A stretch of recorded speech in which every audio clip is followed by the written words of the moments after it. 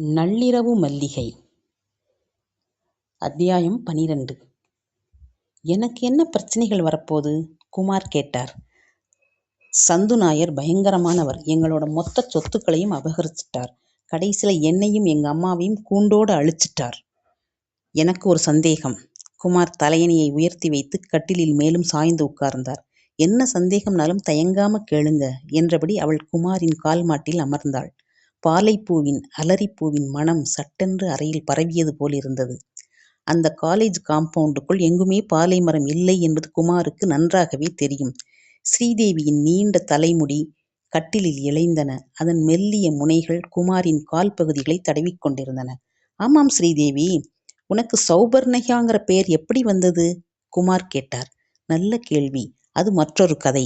எங்களோட குடும்ப கோயில்ல இருக்கிற தேவியோட காவல்காரிகளில் ஒருத்திதான் இந்த சௌபர்ணிகா. இதெல்லாம் ஒரு கற்பனை, ஐதீகம்னு தான் நான் நினச்சிக்கிட்டு இருந்தேன். இருந்தாலும் தேவியை வணங்கப் போகும்போதெல்லாம் அந்த சிலைக்கும் ஒரு பூமாலை போடுறதை வழக்கமாக வச்சிருந்தேன்.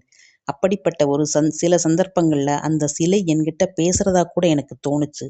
அந்த சிலைக்கு என்னை ரொம்பவும் பிடிச்சு போயிடுச்சுன்னு தோணுது. அதெல்லாம் வீண் பிரம்மையா இருக்கலாம். இல்லவே இல்லை, நான் சொன்னது அவ்வளவும் சத்தியம். அவள் குரல் உறுதியுடன் ஒலித்தது. சரி, அப்படியே கூட இருந்துட்டு போகட்டும். மேற்கொண்டு நான் ஏதாவது உதவ வேண்டியிருக்கா என்ன? ஒரு விஷயத்தை உங்ககிட்ட சொல்லணும்னு நினைச்சிட்டே இருந்து மறந்துட்டேன். அந்த எலும்புக்கூடு இந்த அளவுக்கு பிரச்சனைகளை ஏற்படுத்தும்னு நான் எதிர்பார்க்கல. அதான் எல்லாம் சரியாயிடுச்சே, அதுக்கான பரிகாரத்தையும் பண்ணிட்டேன் அவள் சொன்னாள். புரியல. நான் தான் வேறு ஒரு மண்டையோட்டை கொண்டு வந்து வச்சுட்டேனே. அதோட உங்க பிரின்சிபலுக்கு இருந்த சந்தேகமெல்லாம் தீர்ந்து போயிடுச்சே. உண்மைதான், நல்ல வேலை செஞ்ச. இல்லைன்னா பிரச்சனை ரொம்ப பெருசா போயிருக்கும். அப்படியெல்லாம் நீங்க நிம்மதி அடையறதுல அர்த்தமே இல்லை. அப்படின்னா அந்த சந்து நாயர் இப்போ உங்களை தொலைச்சு கட்டுற முயற்சியில ஈடுபட்டிருக்கார். அப்படி செஞ்சுட்டா சொத்துக்களை கைப்பற்ற முயற்சி செய்யற எதிரிகளே அவருக்கு இருக்க மாட்டாங்க இல்லையா? எல்லாமே நிரந்தரமா அவருக்கே சொந்தமாயிடும். உண்மையாவா சொல்ற? நான் அந்த நாயருக்கு என்ன கெடுதல் பண்ணேன்? இதுவரைக்கும் நான் அப்படி எதையும் பண்ணலையே. நீங்க அப்படி நினைக்கிறதா இருந்தா நான் என்ன சொல்ல? நீங்க உயிரோடு இருக்கிற வரைக்கும் சொத்து எப்போ நம்ம கையை விட்டு போகுமோன்னு ஒவ்வொரு வினாடியும் அவர் உயிரை கையில பிடிச்சிட்டு இருக்கார். அதன் பிறகு ஸ்ரீதேவி சென்று விட்டாள். நீண்ட வராந்தாவிலிருந்து குமார் வெளியே வந்தார். இருட்டு பரப்பின் ஊடாக நடந்தார். யாரது? சட்டென்று ஒரு பெண் குரல் இருட்டிலிருந்து குதித்து வந்தது.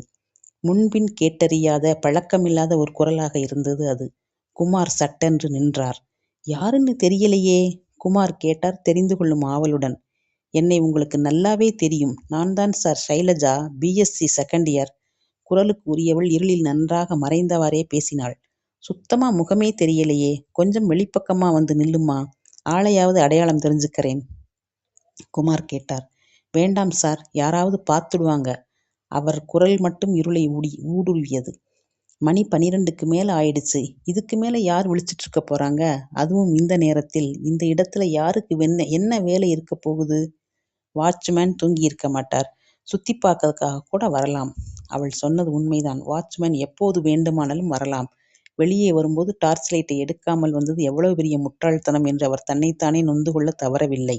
லைட் இருந்திருந்தால் குரலுக்கு உரிய உருவத்தை பார்த்திருக்கலாம். சரிம்மா, இந்த நேரத்தில் எதுக்காக இங்க நிக்கிற ஷைலஜா? உங்களை பார்க்கத்தான் காத்துட்டு இருந்தேன். நீங்களே வந்துட்டீங்க. என்ன பார்க்கறதுக்கா இந்த நேரத்துலயா? என்னை நம்புங்க, நான் உங்க மேல உயிரையே வச்சிருக்கேன். ரொம்ப நன்றி. காலேஜில் படிக்கிற பொண்ணுங்களுக்கு கற்றுக் கொடுக்குறவர் மேலே மரியாதை இருக்கிறது சகஜம்தான். இருந்தாலும் இது ரொம்ப அதிகம்னு தோணுது. நான் சொல்ல வந்தது அதில்லை சார். எனக்கு உங்களை ரொம்ப பிடிச்சிருக்குது. திடுமென்று பனிக்கட்டி மாதிரி ஜில்லிட்டு இருந்த கை இன்று குமாரின் தோள் மீது விழுந்து பதிந்தது. அவர் அந்த கையை உடனே தட்டி ஒதுக்க முயன்றார். ஆனால் முடியவில்லை. அந்த கை அந்த அளவுக்கு வலுவுள்ளதாக இருந்தது. அவருக்கு பின்புறத்தில் இருந்த பெண் உருவம் உண்மையிலேயே மிகவும் அழகாகத்தான் இருந்தது. ஆனால் அந்த உருவம் சட்டென்று மேற்புறமாக வளர்ந்ததுடன் அதன் வடிவமும் மாறத் தொடங்கியது. பயங்கரமான ஒரு ராட்சசின் காட்டேரியின் உருவத்துக்கு மாறிய அது குமாரின் அருகிலிருந்த பைன் மரத்தின் பாதி உயரம் வரை நீண்டது. தனது மொத்த பலத்தையும் ஒன்றாக திரட்டி கடுமையாக போராடியும் குமாரால் அதன் பிடியிலிருந்து விடுபட முடியவில்லை. அந்த உருவத்தின் 2 கைகளும் குமாரின் கழுத்தின் மீது பதிந்தன. சட்டென்று தனது கால்கள் பூமியிலிருந்து மேற்புறமாக எழும்புவதை உணர்ந்தார். நடப்பதெல்லாம் ஒருவேளை கனவாக இருக்குமோ என்று தன்னைத்தானே ஆறுதல் படுத்திக் கொள்ளவும் முடியாதவராக தவித்தார். காரணம், சுற்றுப்புறம் கண்களுக்கு தெளிவாக தெரிந்தது. பூமி மட்டத்திலிருந்து தான் வெகு உயரத்தில் இருப்பதை அவர் உணரவே செய்தார். வினாடிக்கு வினாடி கழுத்தை இறுக்கிக் கொண்டே வந்தது. குமாருக்கு மூச்சு திணறியது. அந்த ஒரு கணத்துடன் தனது மூச்சே நின்றுவிடும் என்று தோன்றியது. வாயைத் திறந்து அலறலாம் என்று முயன்றார். ஆனால் சத்தம் எதுவும் வாயிலிருந்து வெளியேறவில்லை. மேற்கொண்டு என்ன செய்யலாம்? யோசிப்பதற்குள் சட்டென்று அதுதான் நிகழ்ந்தது.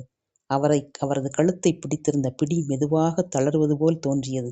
அதோடு அருகில் இருந்த பைன் மரமே மொத்தமாக அதிர்ந்து குலுங்கி பிறகு விறைப்பு அடைந்தது போல் தோன்றியது. ஏதோ ஒரு சத்தம். அவரை யாரோ மிகவும் பத்திரமாக பிடித்து தரையில் நிற்க வைத்தது போல் இருந்தது. அடுத்த கணம் அவர் தரையில் நின்று கொண்டிருந்தார். தொடர்ந்து ஓர் அலறல் எழுந்தது. அவருக்கு எதுவும் ஞாபகமில்லை. மறுபடி கண் விழித்தபோது லேபுக்குள் தனது வழக்கமான கட்டிலில் படுத்திருப்பதை உணர்ந்தார். இரவில் நடந்ததெல்லாம் ஒரு மோசமான கனவுதான் என்று தனக்குத்தானே ஆறுதல் சொல்லி திருப்தியடைந்தார். வழக்கமான காலை கடன்களை முடித்துக்கொண்டு குமார் உடை மாற்றிக்கொண்டு புறப்பட்டார். ஸ்டாஃப் ரூமுக்கு வந்தபோது சக லெக்சரர்கள் அங்கு குழுமியிருந்தனர். மணி 9:30. வெளிப்புறத்திலிருந்து ஏதோ ஒரு இரைச்சல், போராட்டக் கூச்சல் என்பது புரிந்தது. சத்தம் நெருங்கிக் கொண்டிருந்தது. சற்று நேரத்திற்குள் கூட்டம் கூட்டமாக மாணவர்கள் கேட்டைக் கடந்து வெளியேறி மறைந்தனர். குமார் என்னவென்று தெரிந்து கொள்ளும் ஆர்வத்துடன் வெளியே பார்த்தார். யாரோ பைன் மரத்தின் அடியில் நின்று கொண்டிருப்பது போல் தோன்றியது. இளம் பெண் என்பது புரிந்தது. அவர் பக்கம் முதுகை காட்டிக் கொண்டு நின்றிருந்தாள். அங்கு நிற்பது யார் என்று தெரிந்து கொள்வதற்காக பைன் மரத்தை நோக்கி நடந்தார். ஆனால் என்ன ஆச்சரியம்! அவர் பைன் மரத்தை நெருங்கியபோது அங்கு யாரும் தட்டுப்படவில்லை. அப்போதும் சந்தேகம் தீராதவராக ஒரு தடவை பைன் மரத்தைச் சுற்றி வந்தார். எதேச்சையாக அவரது கண்கள் பைன் மரத்தின் அடிப்பரப்பை கவனித்தது. அங்கு சிவப்பு நிறமான திட்டு தெரிந்தது. ஊன்றி கவனித்தபோது ரத்தம் என்று தெரிந்தது. தரையில் விழுந்த பொருளை எடுப்பது போன்ற பாவனையில் அதை குனிந்தபடியே ஊன்றி கவனித்தார். அருகில் இருந்த சுள்ளி ஒன்றை எடுத்து அந்த திட்டை விலக்கிப் பார்த்தார். சந்தேகமே இல்லை, அது ரத்தம்தான். இரவு நடந்த சம்பவங்கள் அவருக்கு நினைவுக்கு வந்தன. அப்படியானால் தன்னை கொல்ல வந்த பைசாசிகமான பூதாகர உருவத்துக்கு ஏதோ நேர்ந்திருக்கிறது. அப்படி ஏதோ ஒன்று நடந்ததன் அடையாளம்தான் இந்த ரத்தம். மதிய நேரத்தில் பிரபாகரனிடமிருந்து போன் வந்தது. உடனே புறப்பட்டு வரவும், அவசியமான விஷயம் என்று மட்டுமே தகவல் தெரிவித்துவிட்டு போன் எதிர்முனையில் வைக்கப்பட்டு விட்டது. எதற்காக இருக்கும் என்று குமார் யோசனையில் ஆழ்ந்தார். அடுத்த பதிவில் நள்ளிரவு மல்லிகையை தொடர்வோம்.